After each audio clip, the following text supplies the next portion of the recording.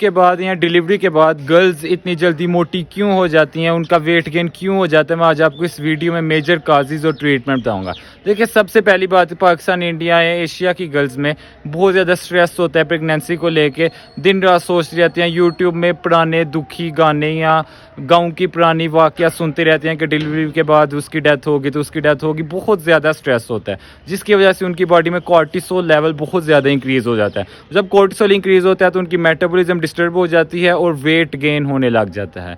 और after pregnancy दूसरे number की मेजर काज ये है कि भाई उनों का एस्ट्रोजन और प्रोजेस्टेरोन लेवल कम हो जाता है, जिसकी वजह से फिर से गेन मेटाबॉलिज्म ख़राब हो जाती है और वेट गेन होने लग जाता है। अब आफ्टर प्रेगनेंसी या आफ्टर डिलीवरी वुमेंस ने अपनी ब्रेस्ट फीडिंग करवानी होती है, जिसकी वजह से उनकी बॉडी में प्रोलैक्टिन हार्मोन दोबारा से इंक्रीज़ हो जाता है।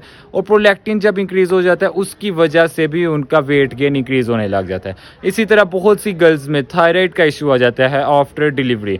थायराइड हार्मोन कम होने लग जाता है और जब थायराइड हार्मोन कम होता है तो उसकी वजह से दोबारा वेट गेन हो सकता है। इसी तरह कुछ वुमेंस में इंसुलिन रेजिस्टेंस क्रिएट हो जाती है आफ्टर डिलीवरी, जिसकी वजह से दोबारा वेट गेन हो सकता है और उनको डायबिटीज़ वगैरह जैसी प्रॉब्लम्स भी हो सकती हैं।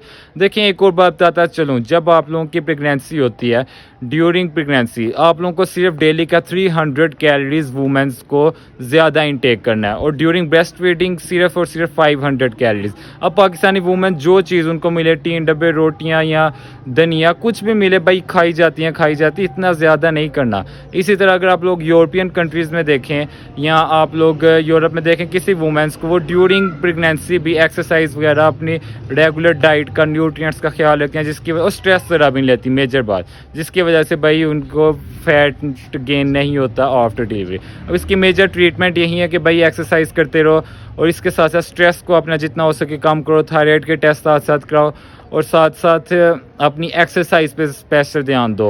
और बहुत ज़्यादा कैलोरीज इनटेक करने की ज़रूरत नहीं, सिर्फ और सिर्फ जितनी आपको बताया उतनी। कि मज़ीद इन्फॉर्मेशन के लिए भाई फॉलो कर दें नेक्स्ट वीडियो में इंशाल्लाह।